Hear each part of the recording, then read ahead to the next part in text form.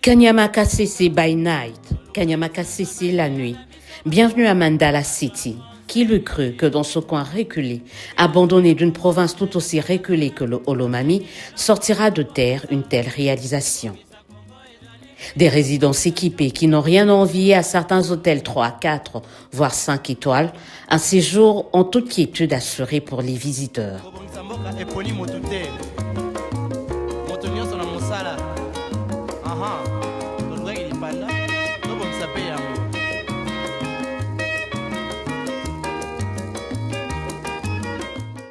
Le chef de l'État y a sa résidence privée, personnelle, avec un confort digne de son rang. Une salle aménagée et équipée pour y tenir des conseils de ministres et autres réunions. Ici, tout a été pensé, imaginé et matérialisé par le service national, conformément à la vision du commandant en chef de ces services, Félix-Antoine Tshisekedi. Mandala City, tout un rêve qui se réalise, une histoire écrite par les bâtisseurs de la nation sous nos yeux et sous la supervision au jour le jour du lieutenant-général Jean-Pierre Kasongo-Kabwik. Il y a une année, nous y étions. À l'époque, devant notre micro, il disait ceci concernant cette cité. Nous sommes sur un site qui s'appelle Mandala City. Nous sommes en train de construire une cité ici. Vous voyez, c'est la construction des appartements de luxe. Il y aura un centre de conférence ici, des réunions, parce que nous estimons, nous pensons qu'il faut lier la théorie à la pratique. Ok.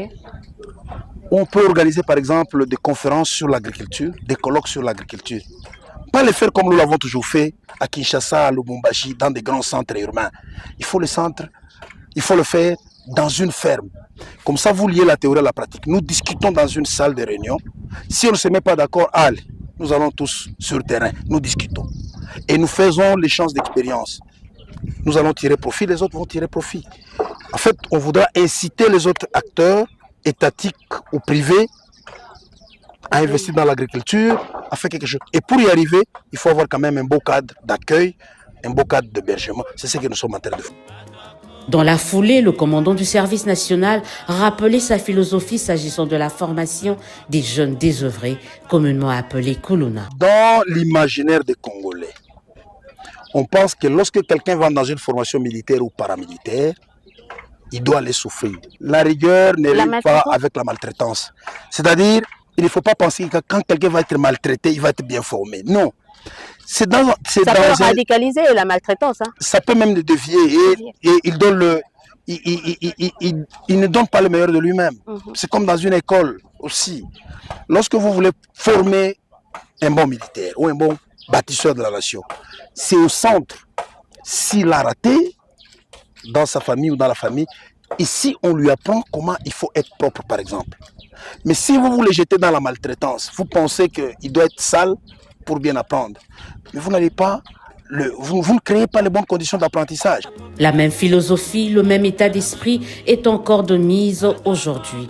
L'objectif du service national est clair, être le bras séculier de l'État congolais en fournissant à la société une main-d'œuvre congolaise de qualité et transformée.